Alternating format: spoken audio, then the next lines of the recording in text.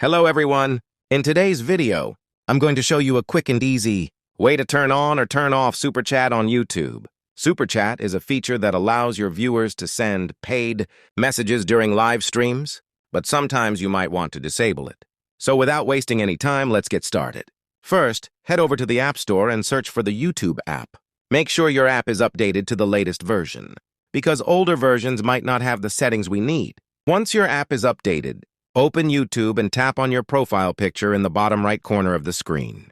Next, go to Settings, which you'll find in the top right corner. Now scroll down and look for Live Chat. Tap on it, and here you'll see the option to turn off Super Chat and Super Stickers. Simply toggle the button on to turn them off, or off to turn them back on.